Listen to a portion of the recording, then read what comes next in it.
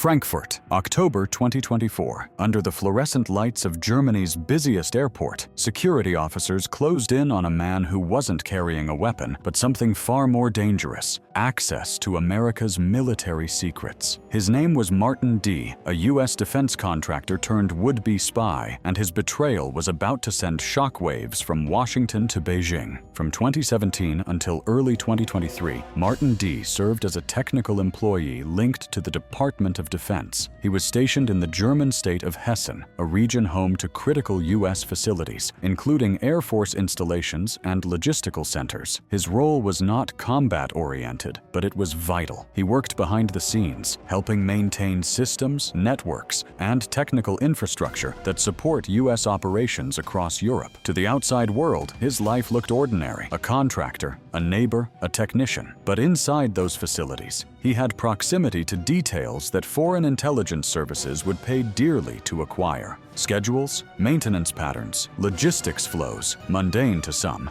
but potentially gold to an adversary seeking to map America's military footprint. By the summer of 2024, prosecutors say Martin D. took a decisive step. He initiated contact with Chinese authorities. This was not a case of him being tricked or manipulated. He was not cornered by a spy ring. He reached out himself. The decision was deliberate, repeated, and intentional. The offer, according to the charges, was to provide sensitive military information. Investigators later confirmed that no classified documents were actually transferred. German authorities intercepted the operation before it progressed. But in the world of espionage, intent matters as much as action. A willingness to betray is enough to compromise trust. The collapse came at Frankfurt Airport. On October 30th, 2024, a warrant was issued for his arrest. Within days, German security services intercepted him before departure. The moment marked the transition from quiet suspicion to public indictment. Since then, he has remained in pretrial detention. His case is now before the higher regional court in Koblenz, where he faces the charge of acting as an agent for a foreign intelligence service. German law labels this as a particularly serious offense, reflecting its potential to undermine national security. For Germany, this is about more than one individual. As a host to thousands of U.S. troops, its soil is woven into the defense architecture of NATO. An insider threat here endangers not only Germany, but all allied operations. For the United States, the arrest was a reminder that espionage is not abstract. It is immediate. It lives inside bases, contracts, and every person with access to systems. And when someone decides to turn, the damage can spread far beyond one file or database. Martin D. may never have handed over secrets, but the fact that he was willing to try is enough to make him a cautionary tale. Espionage isn't just about what is stolen. Every espionage case begins with a moment of contact. Sometimes it is a carefully planned recruitment. An agent identifies a vulnerable target, builds a relationship, and slowly pulls them into a circle of trust. But other times, the roles are reversed. The target becomes the initiator. They reach out to foreign intelligence, offering themselves as a source. Martin D.'s case falls into this second category. Prosecutors are clear. He wasn't trapped in a sting, nor was he coerced. He decided to initiate contact with Chinese authorities, and that choice alone makes him dangerous. Intelligence agencies call people like this walk-ins. Throughout history, walk-ins have been both prized and feared. Prized because they volunteer access without needing to be recruited. Feared because their motives are often unclear. Are they seeking money? Driven by ideology? Or acting out of anger, ego, or personal grievance? No matter the reason, a walk-in is a serious threat. Modern espionage rarely involves coded messages hidden in newspapers or dead drops in parks. Today, it often begins with an email, a signal through a messaging app, or a subtle approach to an embassy. Small gestures that open the door to a potential relationship. Once contact is made, foreign intelligence services rarely ask for classified blueprints or secret battle plans immediately. The requests start small: publicly available documents, unclassified data, details that seem harmless. But these are tests. Each successful exchange builds trust, and each test pushes the source closer to sharing something truly sensitive. This pattern is well known to counterintelligence professionals, and it's why the Martin D. case is treated with urgency. Even though authorities intervened before he could pass anything over, the fact that he reached out at all means the process was already in motion. Counterintelligence experts often warn that a volunteer spy is more dangerous than one who is recruited. A recruited spy may still harbor doubts. They may be hesitant, but a volunteer has already decided to cross the line. They are committed, and that makes them unpredictable.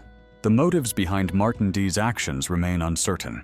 No clear explanation has been offered. But espionage rarely has a simple reason. For some, it's money. For others, ideology. For still more, ego or resentment. Whatever the cause, the effect is the same. Trust is broken, and security is compromised. That is why this trial is watched so closely. Because the real danger isn't just what Martin D. did. It's what others like him might be thinking right now. Inside bases, contract firms, and networks around the world. When the German authorities moved in to arrest Martin D., it wasn't a spur-of-the-moment decision. It was the culmination of months of quiet surveillance, analysis, and deliberation. Counterintelligence is not built on dramatic raids or last-minute rescues. It is about patience. It is about watching, intercepting, and gathering enough evidence to make a case stand in court. In this situation, German prosecutors and the Domestic Intelligence Service worked side by side. They monitored communications, evaluated contacts, and assessed risks. By October 2024, they judged that the evidence was strong enough to move forward. The timing was critical.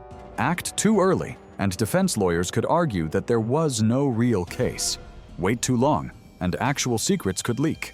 Counterintelligence is a balancing act, and in this case, officials chose their moment with precision. On October 30th, 2024, a warrant was issued. Within days, the operation unfolded.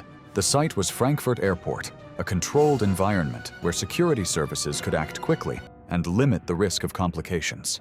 Martin D. was detained without incident. His communications with Chinese contacts were cut off. From that moment, the case shifted from intelligence investigation to legal prosecution. Under German law, acting as an agent for a foreign intelligence service is classified as a particularly serious offense. The language reflects its potential to undermine national security. Convictions can carry lengthy sentences meant to deter others from similar attempts. The trial is being heard by the higher regional court in Koblenz. This is no ordinary venue. The State Security Senate of the court specializes in cases of terrorism, espionage, and national security. Every step of the process is handled with secrecy and care. For Germany, this trial isn't just about holding Martin D. accountable. It is also about demonstrating that its soil cannot be used as a platform for espionage against its allies. That message is critical because Germany hosts some of the most important U.S. military bases in Europe. Ramstein Air Base, for example, is a hub for air operations across the continent and beyond. A breach of trust in this environment has implications that stretch far beyond German borders. Counterintelligence officials understand this. That's why cases like this are treated as warnings. Warnings that even a single individual can pose a threat to a vast network. Warnings that foreign intelligence services are constantly probing, searching for weak links. For the United States, this was also a test of alliance trust. When its personnel work abroad, they do so under the protection of host nations. A swift response from Germany shows that Allied counterintelligence works as intended. Ultimately, the trial will determine Martin D.'s fate. But for security officials, the lesson is already clear. Espionage isn't a Cold War relic. It is present, active, and operating within Allied territory today. The trial of Martin D. in Koblenz is not just about one man. It is about a larger contest, a shadow war between nations, fought not with tanks and missiles, but with data, access, and trust. Germany has long been a center for espionage. During the Cold War, it was a frontline state. Berlin was divided, its streets filled with agents from the CIA, the KGB, and every service in between. Today, the methods are different, but the stakes are just as high. Germany hosts over 30,000 U.S. troops, alongside NATO headquarters, logistics hubs, and airfields that support operations across Europe, the Middle East, and Africa. This makes it a prime target for foreign intelligence. China's interest in Western military infrastructure is not new. For years, Western authorities have warned that Beijing's intelligence services seek not only weapons designs, but also logistics, training patterns, and deployment data. In an age where wars are planned through networks, knowing when and where forces move is as valuable as any weapon. Martin D. wasn't in charge of nuclear secrets or classified war plans, but even contractors handling technical systems can reveal patterns. How often equipment is serviced, which systems are prioritized, where bottlenecks exist. This kind of information seems minor, but in the hands of an adversary, it can paint a clear picture of operational strengths and weaknesses. Western security services have seen this before. In recent years, there have been multiple cases of contractors and employees offering information to foreign states. Each time, the lesson is the same. Insider threats are as dangerous as external attacks. Germany itself has faced cases of espionage linked to Russia, Iran, and China in the past decade. In 2023, a German intelligence officer was convicted for passing data to Russia. In other cases, businessmen were caught sending technology to Iran. Each incident reinforces the point. Germany's position as a hub of industry and military cooperation makes it a magnet for espionage. For NATO, the Martin D. case is a wake-up call. It shows that the threat isn't only cyber attacks from afar or spies crossing borders. It is also the quiet decisions of individuals already inside the system. For China, cases like this reflect a long-term strategy. Its intelligence apparatus is patient. It collects fragments, bits of data that can be assembled into a larger picture. Even when operations are stopped, the effort doesn't end. Another approach is made, another contact tested. This is why Western security services stress that espionage is not measured only by what is stolen, but by what was attempted. Martin D. may have failed to deliver, but his attempt proved intent. And intent is what keeps counterintelligence officers awake at night. For the United States, this trial is not just a German legal proceeding. It is a signal that its personnel, its bases, and its allies are under constant pressure, and that the shadow war of espionage is already being fought. The lesson is clear. Espionage isn't a Cold War memory. It is a present reality. And in this reality, the question isn't whether there will be another Martin D. The question is when. Martin D.'s arrest closes one chapter, but it doesn't end the story. The real question is what comes next. German prosecutors will press their case in Koblenz, laying out evidence to prove that he acted on behalf of China. If they succeed, the sentence could be severe, but the trial itself will raise new questions. How much did Martin D. know? Were others aware of his attempts? Did he reach out to contacts inside Germany? Or was his focus only abroad? Did he possess small details that could still be of value, even if they were never delivered? So far, authorities insist no classified data was lost. But espionage cases rarely end cleanly. Even a failed attempt can expose how far foreign intelligence is willing to push and how fragile insider trust can be. Germany has been here before. In the 1980s, spies operated from East Berlin, feeding data to the KGB. In recent years, employees of German intelligence were convicted for passing information to Russia, and cases linked to China have grown steadily, targeting technology, research, and military alliances.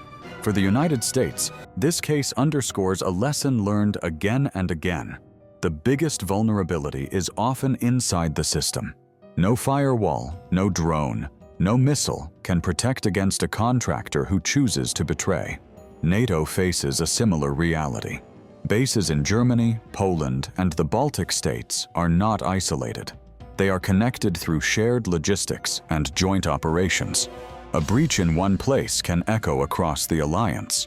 For China, the Martin D. affair is unlikely to change strategy. Its intelligence services are built for patience. One failed case becomes data. That data informs the next approach, and the cycle continues. The unknowns are what make this case unsettling. How many others like Martin D. exist, unnoticed, inside Allied infrastructure? How many small offers of data have gone undetected? And how long before one of those offers is accepted and acted upon? Espionage isn't measured only by what is lost. It is measured by pressure. by how many times an adversary tries. And China, like other intelligence powers, tries constantly.